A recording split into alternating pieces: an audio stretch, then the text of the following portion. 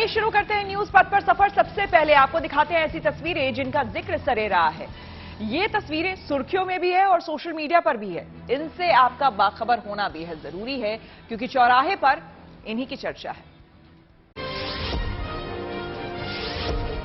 दिल्ली से सटे गुरुग्राम में एक शादी की चर्चा चौक चौराहों पर है। भिवानी के पलुवास निवासी अनूप अपनी शादी के लिए हेलीकॉप्टर से बारात के साथ भोड़ा कला गांव पहुंचे। गांव में पहली बार दूल्हा के हेलीकॉप्टर से पहुंचने को लेकर बड़ी संख्या में लोग मौके पर जुट गए। शादी के बाद दूल्हा अनूप अपनी नई नवेली दुल्हन को हेलीकॉप्टर से ही विदा कर भिवानी ले गया। यूपी के बांदा में एक नई नवेली दुल्हन ने मतदान की अहमियत को समझते हुए अपना फर्ज निभाने वोट डालने पहुंची। शादी के फेरों के बाद विदाई के पहले दुल्हन शिवानी अपने पति के साथ निकाय चुनाव के दूसरे चरण में मतदान के लिए पोलिंग बूथ पर पहुंची। इस दौरान दुल्हन की मां भी उनके साथ थी।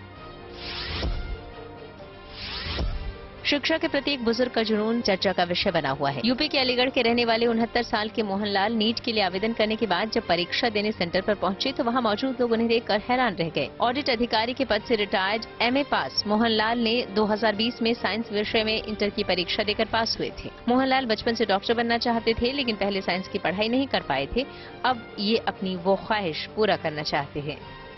सेवा करना चाहता हूँ और जैसे बहुत बिना इलाज की उनको नहीं मिल पाती है वो चिकित्सा सुविधाएं। हिमाचल प्रदेश में लकड़ी पर नक्काशी को लेकर एक हुनरमंद की खूब चर्चा हो रही है। हमीरपुर के बरूटा गांव के रवि धीमान लकड़ी पर नक्काशी कर 3D आकृति बनाते हैं जिसे देखकर लोग दंग रह जाते हैं। धीमान ने मुख्यमंत्री सुक्खू की तस्वीर भी बनाई है तो केंद्रीय मंत्री अनुराग ठाकुर को भी उनकी 3D तस्वीर भेंट कर चुके हैं और अब प्रधानमंत्री मोदी की तस्वीर लकड़ी पर उकेरने में जुटे हुए हैं।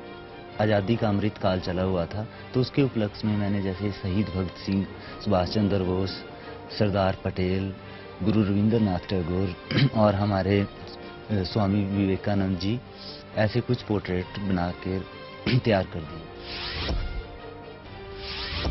उत्तराखंड के पिथौरागढ़ में सीसीटीवी कैमरे में एक रोंगटे खड़े कर देने वाली तस्वीर कैद हो गई। जिला मुख्यालय से झूलाघाट की तरफ जाने के दौरान एक बाइक सवार से अचानक एक तेंदुआ टकराया। ये गुलदार तेजी से रोड क्रॉस करने के दौरान बाइक सवार से जा टकराया जिससे बाइक सवार गिर गया और गुलदार झाड़ियों की तरफ भाग निकला।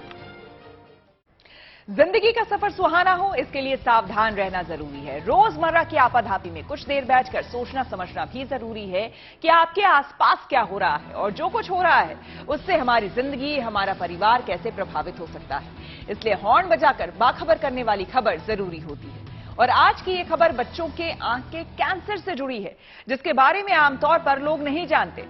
छोटे बच्चों की आंखों में रेटिनोब्लास्टोमा नाम के इस कैंसर से आंखों की रोशनी जा सकती है और जिंदगी भी खतरे में पड़ सकती है। आंखों के कैंसर के खतरे से लोगों को जागरूक करने के लिए हर साल 8 से 14 मई तक विश्व रेटिनोब्लास्टोमा जागरूकता सप्ताह भी मनाया जाता है ताकि लोग इस बीमारी को जान समझ सके और सतर्क रहे।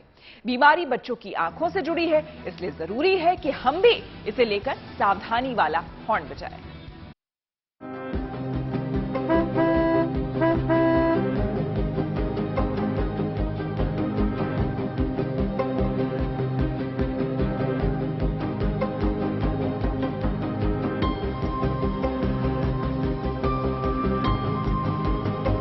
जिन आंखों की चमक आपको बरबस खींच लेती है, जिन आंखों की खुशबू से पूरा घर महकता है, जिन आंखों की शरारत से आप अपना हर दुख दर्द भूल जाते हैं, जिन आंखों से छलकती मासूमियत बार बार दिल जीत लेती है और एक पल के लिए भी जिन आंखों में आंसू आपको मंजूर नहीं होते, उन आंखों की हिफाजत भी तो जरूरी है।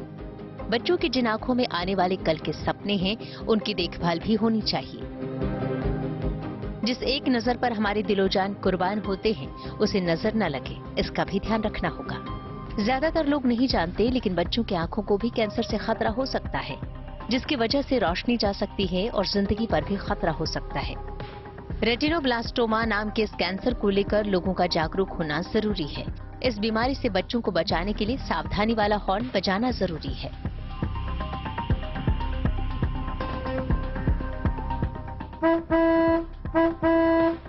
पहले आपको खास तौर पर बच्चों की आंखों में होने वाले कैंसर के बारे में बताते हैं। इसे रेटिनोब्लास्टोमा कहते हैं जो आंख के रेटिना में बनता है। रेटिना आंख के पीछे तंत्रिका उत्तक की एक पहली परत होती है और इससे एक या दोनों आंखों पर असर पड़ सकता है। इस बीमारी को लेकर सावधानी इसलिए जरूरी है क्योंकि यह बच्चों में जन्म के कुछ समय बाद ही डेवलप होने लगती है। शुरुआत में तो ट्यूमर आंख तक ही रहता है, लेकिन अगर सही इलाज नहीं हुआ तो ट्यूमर आंख से बाहर फैल सकता है और शरीर के कई हिस्सों को अपनी चपेट में ले सकता है। इससे जैसे दिमाग और हड्डियां भी प्रभावित हो सकती हैं। वैसे तो कैंसर कोई भी जानलेवा साबित होता है और इसीलिए इस बीमारी का नाम सुनते ही लोग डर जाते हैं। लेकिन आंखों में होने वाला रेटिनोब्लास्टोमा बच्चे को लेकर आपके सपनों पर ग्रहण लगा सकता है, इसलिए इसे जानना समझना जरूरी है। आमतौर पर 5 साल से कम उम्र के बच्चों में इस कैंसर का खतरा ज्यादा रहता है और करीब 18,000 जन्मे बच्चों में एक बच्चा इस कैंसर से प्रभावित होता है। डॉक्टर्स के मुताबिक गर्भ में पल रहे बच्चे में कुछ न्यूट्रिएंट्स की कमी से ये बीमारी होती है। अगर माता पिता या भाई बहन में किसी को आंखों का कैंसर हो तो बच्चे में इसकी संभावना 50% बढ़ जाती है।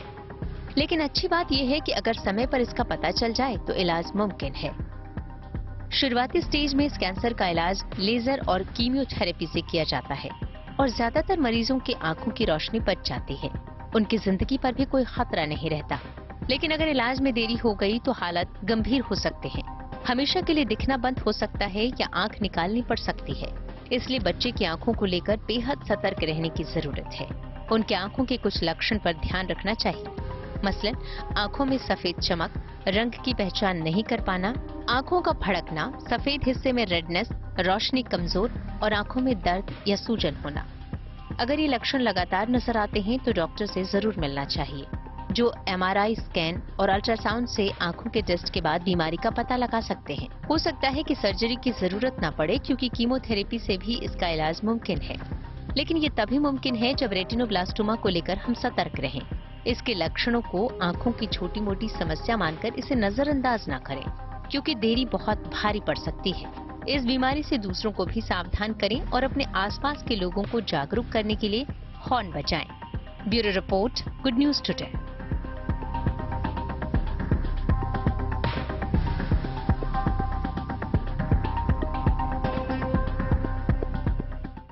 बच्चों की आंखों को इस बीमारी से बचाने, उनको सुरक्षित रखने और इसके इलाज को लेकर हमने बात की डॉक्टर चित्रलेखा डे से। रेटिनोब्लास्टोमा बच्चों में पाए जाने वाला एक आंख का कैंसर है। Retinoblastoma hereditary and non hereditary होता है। इसका ये तात्पर्य है कि अगर किसी के परिवार में पहले किसी को रेटिनोब्लास्टोमा रहा हो तो उनमें रेटिनोब्लास्टोमा का रिस्क ज्यादा होता है। इसकी पहचान समय पे करना बहुत जरूरी है। इसकी पहचान के लिए हम आंखों के बीच की पुतली के सेंटर में एक सफेद परछाई ढूंढते हैं। अगर किसी को ये परछाई दिखती है बच्चों की आंखों में तो उनको तुरंत हॉस्पिटल जाना चाहिए। ये परछाई फोटोज में ज्यादा क्लियरली दिखती है एज अ वाइट रिफ्लेक्स और अ येलो रिफ्लेक्स। इसकी डायग्नोसिस के लिए हम सबसे पहले कंप्लीट आई टेस्ट करते हैं, जिसमें हम आंखों में ड्रॉप्स डाल के अंदर की रेटिना चेक करते हैं। जिन बच्चों में इस बीमारी की सस्पिशन होती है उन बच्चों को हम फिर अल्ट्रासाउंड करते हैं, आईज की अल्ट्रासाउंड, और फिर आईज की MRI और ब्रेन की भी MRI की जाती है। डायग्नोसिस के बाद treatment is a very long process. तो ट्रीटमेंट के लिए हम chemotherapy, local radiotherapy, laser, cryotherapy इत्यादि का इस्तेमाल करते हैं। इसीलिए ये जानकारी रहना बहुत जरूरी है कि जिनको व्हाइट रिफ्लेक्स या फिर येलो रिफ्लेक्स दिखे अपने बच्चों में वो तुरंत हॉस्पिटल पहुंचे, ताकि रेटिनोब्लास्टोमा का डायग्नोसिस टाइमली हो पाए। विपक्ष को एकजुट करने पर इस मिशन पर निकले हुए हैं नीतीश कुमार और इसी क्रम में उन्होंने उद्धव ठाकरे से मुलाकात की है। चलिए आपको सीधे लिए चलते हैं न्यूज एक्सप्रेसवे पर, जहां पर देश की कुछ और जरूरी खबरें कर रही हैं आपका इंतजार। नेशनल टेक्नोलॉजी डे यानी राष्ट्रीय प्रौद्योगिकी दिवस पर प्रधानमंत्री नरेंद्र मोदी ने दिल्ली के प्रगति मैदान में एक कार्यक्रम का उद्घाटन किया। इस मौके पर उन्होंने 58,000 करोड़ रुपए से ज्यादा की वैज्ञानिक परियोजनाओं की आधारशिला रखी। इस मौके पर उन्होंने स्मारक डाक टिकट और सिक्का भी जारी किया। अपने संबोधन में पीएम मोदी ने अटल बिहारी वाजपेयी को याद करते हुए पोखरण में 1998 में किए गए सफल परमाणु परीक्षण का जिक्र किया, जिसके बाद से हर साल राष्ट्रीय प्रौद्योगिकी दिवस मनाया जाता है। 11 मई का ये दिन भारत के इतिहास के सबसे गौरवमयी दिनों में से एक है। आज भारत के वैज्ञानिकों ने पोखरण में वो उपलब्धि हासिल की थी जिसने मां भारती की हर संतान का सिर गर्व से ऊंचा कर दिया था। महाराष्ट्र के सियासी उठापटक को लेकर सुप्रीम कोर्ट ने अपना फैसला सुना दिया है, जिससे शिंदे सरकार को बड़ी राहत मिली है। कोर्ट ने उद्धव ठाकरे के फ्लो टेस्ट का सामना नहीं करने और इस्तीफा देने का जिक्र करते हुए कहा कि ऐसे में अदालत इस्तीफा रद्द नहीं कर सकती। हम पुरानी सरकार बहाल नहीं कर सकते। कोर्ट ने 16 विधायकों की अयोग्यता पर स्पीकर को फैसला लेने को कहा है। राज्यपाल गवर्नर महोदय जी ने परिस्थिति का जायजा लेने के बाद निर्णय लिया और उस निर्णय को भी जायज यहाँ पर ठहराया गया है। विपक्षी एकता की मुहिम पर बिहार के मुख्यमंत्री नीतीश कुमार उप मुख्यमंत्री तेजस्वी यादव के साथ मुंबई पहुंचे। यहां पहले मातोश्री पहुंचकर नीतीश उद्धव ठाकरे से मिले और उसके बाद दोनों नेताओं ने प्रेस कॉन्फ्रेंस कर विपक्षी एकता पर जोर दिया। उद्धव से मिलने के बाद नीतीश शरद पवार के घर सिल्वर ओक पहुंचे। यहां भी दोनों नेताओं के बीच विपक्षी एकता पर चर्चा हुई और उसके बाद दोनों ने प्रेस कॉन्फ्रेंस किया। हम लोग चाहते यही है कि देश में एकदम जो बीजेपी की पार्टी जिस तरह से जो कुछ भी कर रही है वो देश के हित में नहीं है, तो ऐसी स्थिति में ज्यादा से ज्यादा विपक्षी दल एकजुट होंगे तो वो देश के हित में होगा। राजस्थान के पूर्व उप मुख्यमंत्री सचिन पायलट हजारों समर्थकों के साथ अजमेर से जयपुर की 5 दिवसीय जनसंघर्ष यात्रा पर निकल पड़े हैं। उन्होंने ये पदयात्रा भ्रष्टाचार और पेपर लीक मामले को लेकर निकाली है। अपने उठाए गए मुद्दों पर गहलोत सरकार के एक्शन नहीं लेने के चलते उन्होंने पदयात्रा निकालने का ऐलान किया था और यात्रा शुरू करने के मौके पर उन्होंने लोगों को संबोधित भी किया। जनसंघर्ष यात्रा भ्रष्टाचार के विरोध में, जनसंघर्ष यात्रा नौजवानों के संरक्षण के लिए है। हमारे बच्चे बच्चियां पढ़ लिख कर उन पदों पर बैठे जहां से नीतियां बनती है, ये सपना स्वर्गीय कॉलेज का था। यूपी निकाय चुनाव के दूसरे चरण के लिए मतदान खत्म हो गया है। दूसरे चरण में 38 जिलों के 370 निकायों के लिए वोट डाले गए। मतदाताओं ने 6,929 पदों के लिए 3,146 उम्मीदवारों की किस्मत का फैसला सुना दिया है। अब दोनों चरणों में हुए चुनाव की वोटों की गिनती 13 मई को होगी। दिल्ली हाईकोर्ट ने तिहाड़ जेल में औचक निरीक्षण करने के लिए समिति का गठन किया है, जो कैदियों को दिए जा रहे खाने और बैठने की जगह के साथ ही कैंटीन में साफ सफाई को लेकर जानकारी जुटाएगी। 2 कैदियों की याचिका पर सुनवाई करते हुए कोर्ट ने 3 सदस्यीय कमेटी का गठन किया है। ये समिति 3 औचक निरीक्षण के बाद अपनी रिपोर्ट कोर्ट को देगी। खबरों के एक्सप्रेसवे से आगे रुक करते हैं सियासी ढाबे का, जहां आज की सबसे दिलचस्प खबर मौजूद है। दिल्ली की केजरीवाल सरकार को आज उसकी मनचाही मुराद मिल गई है। जी हां, सुप्रीम कोर्ट ने साफ कर दिया है कि 3 मामलों को छोड़कर ज्यादातर प्रशासनिक मामलों में अधिकार दिल्ली सरकार के पास रहेंगे, यानी कि उपराज्यपाल की दखलंदाजी नहीं होगी। इस फैसले के बाद जाहिर है आम आदमी पार्टी में खुशी की लहर है।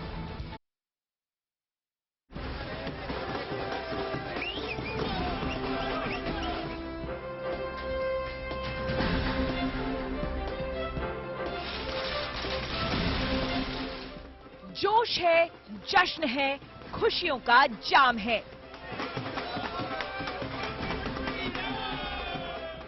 इसलिए ढोल, नगाड़े, लड्डू, मिठाई और आतिशबाजी सबका इंतजाम है।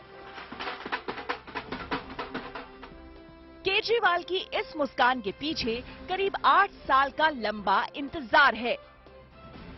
आज से 8 साल पहले 23 मई 2015 को प्रधानमंत्री जी ने एक आदेश पारित करवाया केंद्र सरकार से कि दिल्ली के सर्विसेज के मामले अब दिल्ली की मुख्यमंत्री के पास नहीं रहेंगे, वो एलजी के पास रहेंगे या केंद्र सरकार के पास रहेंगे। एक तरह से मेरे दोनों हाथ बांध दिए गए पीछे और मुझे नदी में फेंक दिया गया कि अब तैरो। आज हम सुप्रीम कोर्ट के जस्टिस चंद्रचूड़ के जो और 4 जजेस हैं उस बेंच में, संविधान पीठ में, उन सब के तहे दिल से शुक्रिया अदा करते हैं कि उन्होंने हमारे साथ न्याय किया। इससे पहले कंफ्यूजन इस बात का था कि दिल्ली का बॉस कौन है।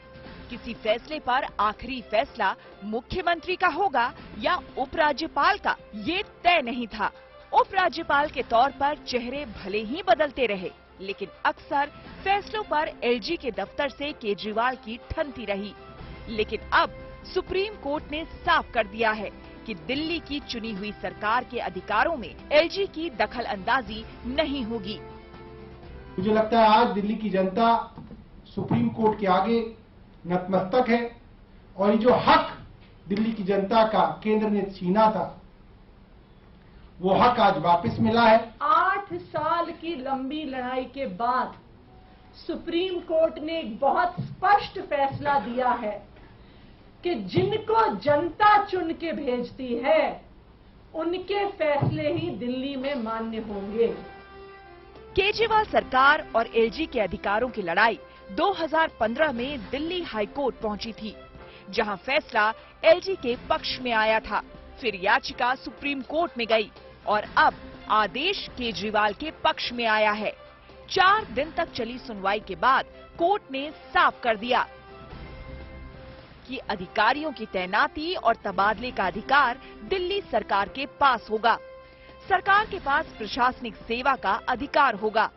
पुलिस, पब्लिक ऑर्डर और जमीन का अधिकार केंद्र के पास रहेगा। उपराज्यपाल दिल्ली सरकार के दायरे में आने वाले मसलों पर मंत्री परिषद की राय से ही फैसले किया करेंगे। इस तरह उपराज्यपाल को सरकार की सलाह माननी होगी। If the officers feel that they are insulated from the control of the elected government which they are serving, then they become unaccountable or may not show commitment towards their performance. Delhi में सबसे बड़ा मसला अधिकारियों की posting transfer का था, जिसका अधिकार अब पूरी तरह दिल्ली सरकार के पास है।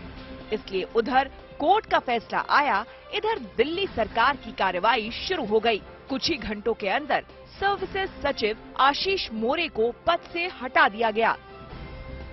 कुछ ऐसे ऑफिसर्स हैं, कुछ ऐसे कर्मचारी हैं जिन्होंने पिछले कुछ महीनों में 1-1.5 साल में दिल्ली की जनता के काम रोके। ऐसे कर्मचारियों को, ऑफिसर्स को चिन्हित करके उनको अपने कर्मों का फल तो भुगतना पड़ेगा। उनकी बातों से एक बात समझ में आती है कि जिस चीज के लिए वो छटपटा रहे थे वो उनको मिल गया। उन्होंने कहा कि बड़ी मात्रा में मैं अधिकारियों को ट्रांसफर करूंगा। इसका मतलब आप ट्रांसफर पोस्टिंग को इंडस्ट्री बनाएंगे। अब गुणवत्ता पे काम नहीं होगा, अब पर्सनल लाइकिंग डिसलाइकिंग पे काम होगा। सरकारी अधिकारियों की गुणवत्ता को नहीं देखा जाएगा, कौन उनको सलाम कर रहा है, उस बात पर निर्णय हो किसको क्या काम देना है। सुप्रीम कोर्ट ने चुनी हुई सरकार और उपराज्यपाल के दरमियान शक्ति और अधिकारों को भले ही तय कर दिया है, लेकिन सियासत पर तो कोई बंदिश नहीं। मौजूदा सियासी माहौल में जिस तरह केजरीवाल और बीजेपी में ठनी हुई है, उसे देखते हुए संकेत यही है कि दिल्ली में सियासी बवाल और बढ़ेगा। संजय शर्मा के साथ bureau report, good news today. News पथ पर आगे है धन बाजार, जहां शेयर बाजार से लेकर कारोबार तक की सभी अहम खबरें होती हैं और इसका सीधा रिश्ता आपकी आमदनी और आपकी जेब से होता है। तो तेज रफ्तार खबरों के बीच ये जरूरी खबरें छूट न जाए, इसलिए सीधे आपको लिए चलते हैं धन बाजार। शेयर बाजार मामूली गिरावट के साथ बंद हुआ। सेंसेक्स 35 अंक नीचे लुढ़ककर 61,904 पर पहुंचा। निफ्टी में 18 अंक की गिरावट 18,297 के स्तर पर बंद हुआ। हालांकि ब्रॉडर मार्केट में तेजी का रुख रहा। सबसे अधिक तेजी पावर, यूटिलिटी और सर्विसेज सेक्टर के शेयरों में दिखी। दिल्ली सराफा बाजार में सोने चांदी के भाव में गिरावट। सोना 330 रुपए सस्ता हुआ। 10 ग्राम सोने की कीमत 61,370 रुपए। चांदी की कीमत में 1,650 रुपए की गिरावट। 1 किलोग्राम चांदी की कीमत 75,950 रुपए। बीते 5 सालों में भारत में एआई के क्षेत्र में जॉब खोजने वालों की संख्या में 158% का इजाफा हुआ। सिंगापुर में एआई में नौकरियां खोजने की रफ्तार करीब 95% बढ़ी। दिवालिया प्रक्रिया की अर्जी मंजूर होने के बाद गो फर्स्ट ने उड़ानों को फिर से शुरू करने की योजना बनाई। एयरलाइन कर रही है 24 मई से उड़ानों को दोबारा शुरू करने की तैयारी। आइए अब रुक करते हैं प्रगति मार्ग का, जहां ऐसी खबरें हैं जो कि देश की तरक्की, प्रगति और लोगों की काबिलियत दिखाती है। उत्तर प्रदेश में 18 अटल आवासीय विद्यालय बनकर तैयार है। जुलाई से इन विद्यालयों में पढ़ाई शुरू हो जाएगी। खास बात यह है कि ये स्कूल उन श्रमिकों के बच्चों को ध्यान में रखकर बनाए गए हैं जो कि आर्थिक अभाव में अपनी पढ़ाई जारी नहीं रख पाते। नवोदय विद्यालय की तर्ज पर इन विद्यालयों में पढ़ाई होगी।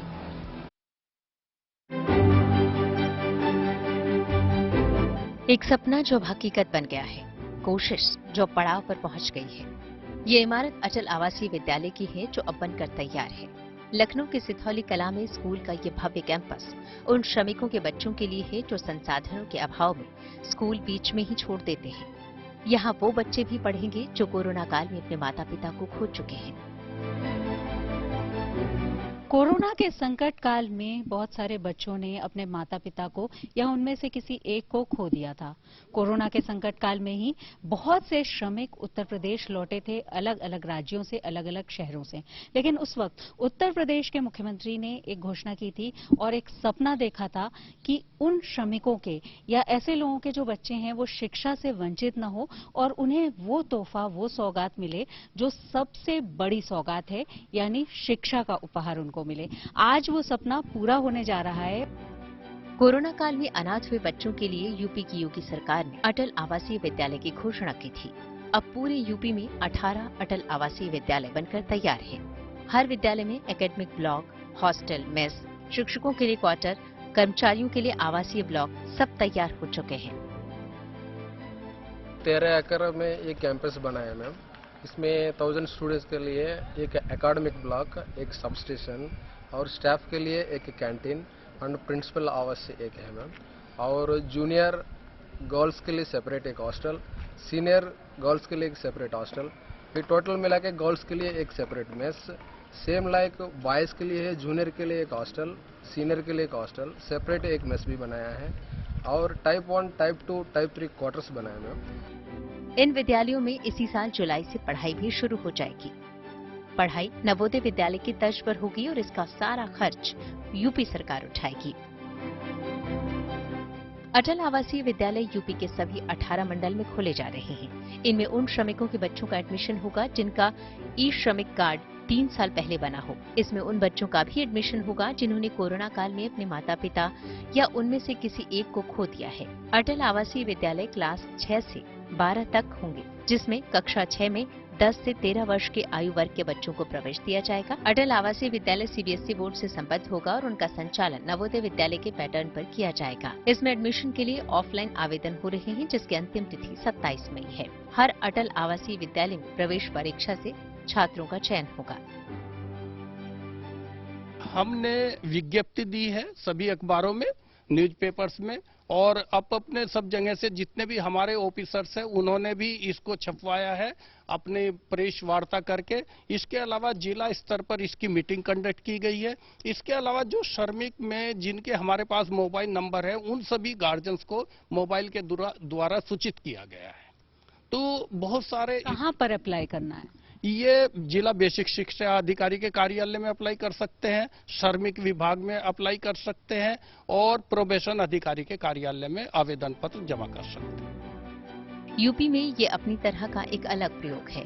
अब उन बच्चों के सपनों को भी पंख लगेंगे जो शिक्षा के अभाव में कुछ बनने से वंचित रह जाते हैं। एक बहुत बड़ा सपना उन श्रमिकों के लिए, बच्चों के लिए था जो अब साकार होने को है और उत्तर प्रदेश पहला ऐसा राज्य होगा जिसमें इस तरह की सुविधाएं श्रमिकों के बच्चों को मिलेंगी और कोरोना काल ने जिनके माता पिता को छीन लिया उन वंचितों के लिए, उन बच्चों के लिए भी होंगी। वीडियो जर्नलिस्ट संदीप दुबे के साथ शिल्पी सेन, लखनऊ। और न्यूज पथ पर अब सोशल अड्डा पर थोड़ा सा रुकते हैं और आज के मुद्दे पर लोगों की राय जानते हैं। सोशल अड्डा में आज का मुद्दा दिल्ली की प्रसिद्ध खान मार्केट से जुड़ा है, जिसे देश की सबसे महंगे किराए वाली दुकानों का दर्जा मिला है। Global real estate consultancy firm Knight Frank India के सर्वे में ये बात सामने आई है। सर्वे के मुताबिक दिल्ली की खान मार्केट में दुकानों का किराया देश में सबसे ज्यादा है। इसके बाद गुरुग्राम का डीएलएफ गैलेरिया दूसरे नंबर पर, जबकि मुंबई का लिंकन रोड तीसरे नंबर पर। दिल्ली की खान मार्केट में दुकान का 1 महीने का किराया 1000 से 1500 रुपए प्रति वर्ग फुट के बीच है। जबकि दूसरे नंबर पर गुरुग्राम के डीएलएफ गैलेरिया का मासिक किराया 800 से 1200 रुपए प्रति वर्ग फुट के बीच है। हालांकि बेंगलुरु के एमजी रोड को देश के टॉप 10 हाई स्ट्रीट्स में सबसे ऊपर रखा गया है। इसके बाद हैदराबाद का सोमाजीगुडा का नंबर आता है। दरअसल ये रैंकिंग ग्राहकों के अनुभव, अंदरूनी खूबसूरती, आसानी से पहुंचना, पार्किंग सुविधा और दुकानों की व्यवस्था के आधार पर की गई है। इस लिहाज से सर्वे में दिल्ली के खान मार्केट और गुरुग्राम के डीएलएफ गैलेरिया दोनों को कम नंबर मिले, जबकि बेंगलुरु के एमजी रोड, हैदराबाद के सोमाजीगुडा और कोलकाता की पार्क स्ट्रीट को अच्छे नंबर मिले हैं। देश के टॉप 10 हाई स्ट्रीट्स में अहमदाबाद और पुणे की किसी भी जगह उसे शामिल नहीं किया गया है। दिल्ली का जो खान मार्केट है, वैसे तो ये सबसे महंगा मार्केट है, पर जब ये यहाँ पे जो दुकानों का किराया भी है वो बहुत ज़्यादा है। पूरे भारत में सबसे ज़्यादा महंगी किराए पे दुकानें यहाँ मिलती हैं। क्या खासियत है ऐसे खान मार्केट की? क्योंकि यहाँ सराउंडिंग जो भी है ना, सारा वीआईपी मार्केट है। ये सारा जो भी सराउंडिंग में यहाँ से चपरासी से लेकर और राष्ट्रपति तक का सारा मार्केट है ये।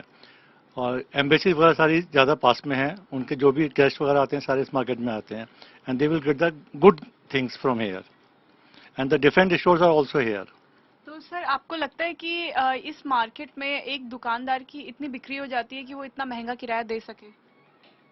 तभी सर्वाइव कर रहे हैं ना, हो जाती है। सेल तो होती है यहाँ पर, कस्टमर भी है और सबसे बड़ा यहाँ बार्गेनिंग वगैरह नहीं होती है। They all fix shops. तो अगर मैं आपसे मिनिमम और मैक्सिमम किराया पूछूं, आपके नॉलेज में यहाँ पे कितना है? Ma'am, depending upon the size of the shop. 15,000 रुपये स्क्वायर फीट का रेट है इस मार्केट में। उसके हिसाब से आप कैलकुलेट कर लीजिए, जितनी बड़ी दुकान होगी उसके हिसाब से उतना रेंट होगा। लेकिन फिर भी 7 या 8 लाख रुपए महीना किराया है। इसमें शायद एक तो महंगा कह रहे हैं आप, महंगा हो सकता है कि बाकी मार्केटों के मुकाबले में महंगा हो, मगर उसका रीजन ये है कि यहाँ की जो क्लाइंटेज है वो सारी ऐसी आती है जो अच्छी प्रोडक्ट मांगती है और जो इंडिया की हम बहुत बढ़िया बेस्ट क्लाइंटेज कहते हैं वही लोग ज़्यादातर आते हैं। और क्योंकि उन्हें आइटम भी वैसी ही चाहिए होती है, हमारे को आइटम भी वैसी ही रखनी होती है। एक चीज़ जो बाहर शायद 10 रुपये किलो मिल रही है या 10 रुपये की मिल रही है, हो सकता है यहाँ 60 की या 70 की या 100 की हो सकती है, मगर 100 वाली चीज की क्वालिटी 10 वाली क्वालिटी एक नहीं होती। यहाँ पे एक छोटी दुकान का किराया कितना होगा और एक सबसे बड़ी दुकान का मैक्सिमम किराया कितना जाता है? ऐसा अप्रोक्सीमेट ये समझो जी 8-10 लाख रुपए किराया माना जाता है कि यहाँ पे इतना है, पर वो डिपेंड करता है कि किस तरह की लोकेशन है, पर इतना किराया है 7-8। तो जितना किराया है उतना दुकानदार को मुनाफा होता है कि वो आराम से उस किराए को भर पाए? ऐसा है मैडम, मेरी तो अपनी दुकान है इसलिए मैं उस चीज के बारे में तो नहीं कह सकता, मगर मुझे ये जरूर पता है कि जितने भी किराएदार आए हैं वो ज्यादातर सरवाइव कर रहे हैं, रुके हैं, उनमें से छोड़कर जाने वाले नहीं है। अगर छोड़ के नहीं जा रहे हैं तो इसका मतलब उनका किराया निकल रहा है। यहाँ पे किराए की वजह ज्यादा वो नहीं है। मेन कारण ये है कि यहाँ पे हर एक प्रोडक्ट जो है वो सब स्टैंडर्ड क्वालिटी का होता है। यहाँ कोई सेकंड क्वालिटी का माल नहीं मिलता है और ऑल ओवर इंडिया से भी लोग यहाँ इसीलिए ही आते हैं क्योंकि उनको पता है यहाँ पे स्टैंडर्ड माल ही मिलेगा, कोई हेराफेरी नहीं है और रेट भी बिल्कुल एग्जैक्ट होते हैं, रीजनेबल होते हैं। कोई ये नहीं कि रेट बहुत ज़्यादा है। तो इसलिए यहाँ पे इसीलिए एशिया की यह सबसे बड़ी मार्केट मानी जाती है। यहाँ पे जो हिंदुस्तान के पूरे हिंदुस्तान के जो लोग हैं, north India, south India, waste India, पूरे इंडिया से लोग इस मार्केट पे आते हैं, नंबर 1। नंबर 2, ये जो मार्केट है बहुत पुरानी मार्केट है। इट वाज अंग्रेज़ों के टाइम से यह मार्केट है। अगर आप हिस्ट्री देखें हिंदुस्तान की, जो इसके 4 सराउंडिंग रोड है, Shahjahan road, Prithviraj road, Humayun road, आज भी हिंदुस्तान की सबसे महंगी रोड है। वो जो भी किराए पे दुकान चढ़ती है वो मार्केट रेट पे चढ़ती है। अगर आज अपना आप घर लेते हो तो मार्केट रेट पे ही लेते हो, रेंट जो रहते हो जिस पे मार्केट रेंट पे रहता है। मार्केट का ट्रेंड ही ये चल रहा है कि मार्केट रेट पे ही दुकानें चल रही है, मार्केट रेट बन चुका है ये रीजन है इसका। न्यूज पथ पर आगे पब्लिक होर्डिंग पर झारखंड से जुड़ी एक अच्छी खबर है। झारखंड सरकार सूबे की राजधानी रांची में एक बड़ी मेडिको सिटी बनाने जा रही है। आपको बता दें कि झारखंड सरकार के अधिकारियों ने बताया कि रांची के कांके इलाके में मेडिको सिटी बसाई जाएगी। पब्लिक प्राइवेट पार्टनरशिप बेसिस पर बनने वाले इस प्रोजेक्ट में तकरीबन 5,000 करोड़ का निवेश होगा। इसमें 10 से ज्यादा सुपर स्पेशलिटी हॉस्पिटल्स होंगे जिनमें लगभग 5,000 बेड की व्यवस्था होगी। झारखंड सरकार ने मेडिको सिटी के लिए Ranchi institute of neuro psychiatry and allied sciences campus की 76 एकड़ से ज्यादा जमीन अलॉट की है।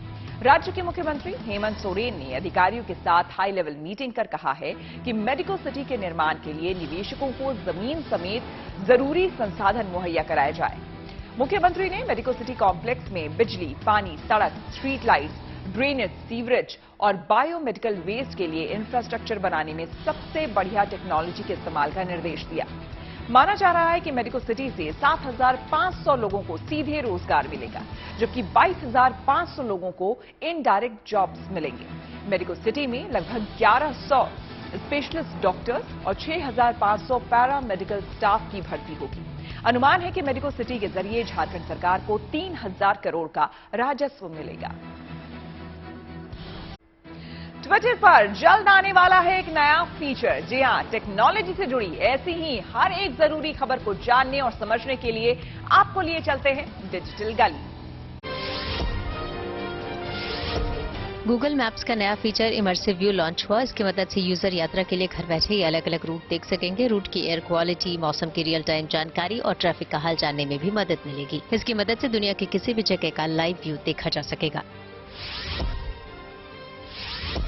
ट्विटर पर यूजर्स जल्द ही बिना नंबर शेयर किए ऑडियो और वीडियो कॉल कर सकेंगे। कंपनी के सीईओ एलन मस्क ने इस नए फीचर की जानकारी दी।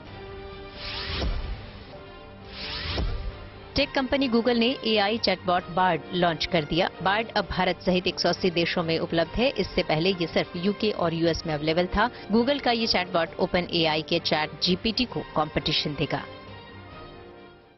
पाकिस्तान में सुप्रीम कोर्ट ने इमरान खान की गिरफ्तारी को गैर कानूनी माना है और इसे मानते हुए उनकी रिहाई का आदेश दे दिया है। आइए सीधे आपको लिए चलते हैं न्यूज एक्सप्रेसवे पर, जहां पर दुनिया की कुछ और जरूरी खबरें कर रही हैं आपका इंतजार।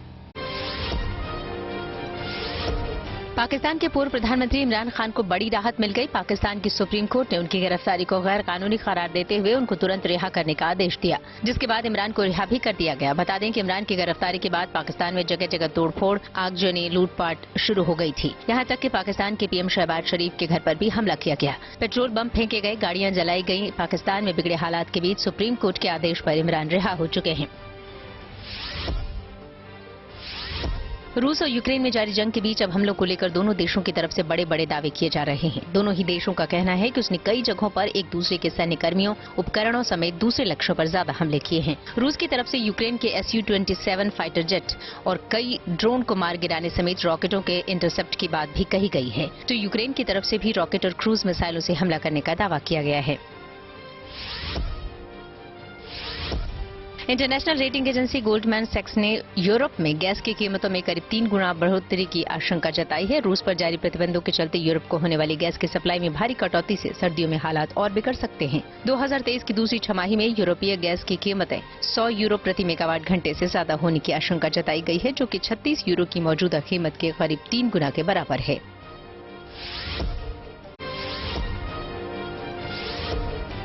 समुद्र में 16 फीट की गहराई में मिली 7,000 साल पहले बनाई गई सड़क। ये सड़क दक्षिण क्रोएशियाई तट के पास भूमध्य सागर में मिली है, जिसके बारे में कहा जा रहा है कि ये प्राचीन शहर सोलिन में बनाई गई थी। 2021 में सोलिन शहर की खोज होने के बाद से गोताखोर डुबकी लगाकर इस जगह के बारे में ज्यादा से ज्यादा पता लगाने की कोशिश कर रहे हैं। जो प्राचीन सड़क मिली है वो करीब 13 फीट चौड़ी है, जिस पर अभी मिट्टी और कीचड़ की मोटी परत जमी है। इंटरनेशनल वनडे रैंकिंग में ऑस्ट्रेलिया नंबर 1 टीम बन गई है। खेल जगत की और खबरों को जानने के लिए रुक करते हैं खेल चक्कर का। इंटरनेशनल क्रिकेट काउंसिल ने नई वनडे रैंकिंग जारी कर दी। इसके मुताबिक ऑस्ट्रेलिया 118 रेटिंग पॉइंट के साथ टॉप पर है, जबकि पाकिस्तान की टीम 116 रेटिंग पॉइंट के साथ दूसरे नंबर पर पहुंच गई है। वहीं टीम इंडिया 115 रेटिंग पॉइंट के साथ दूसरे से तीसरे नंबर पर खिसक गई है। भारत में होने वाले ICC one day cricket world cup में खेलने के लिए वेस्टइंडीज की टीम को क्वालिफाइंग मुकाबले खेलने होंगे। वेस्टइंडीज की टीम अगले महीने शारजा में यूएई के खिलाफ वनडे सीरीज खेलने उतरेगी। ये सीरीज कैरेबियाई टीम के लिए वर्ल्ड कप 2023 में क्वालिफाई करने के लिहाज से बेहद अहम रहेगी।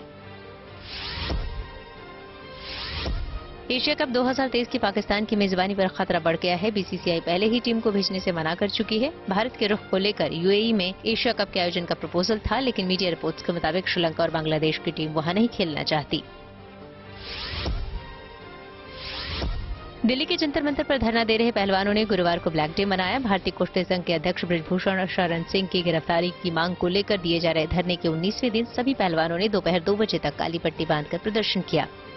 पूरे देश से अपील करता हूं कि आप भी इस भारत की बेटियों की न्याय की लड़ाई में अपना योगदान दें। बार्सिलोना के मिडफील्डर सर्जियो बुस्केट्स अब इस क्लब से अलग हो जाएंगे। उनका अनुबंध इसी साल जून में खत्म हो रहा है और उन्होंने पहले ही साफ कर दिया है कि इस क्लब के साथ उनका अनुबंध आगे नहीं बढ़ेगा। सर्जियो के अब सऊदी लीग में खेलने की संभावना है। तो इसी के साथ न्यूज वक्त में मेरे यानी श्वेता झा के साथ आज फिलहाल इतना ही। देश दुनिया के तमाम पॉजिटिव खबरों के लिए आप देखते रहिए गुड न्यूज टुडे।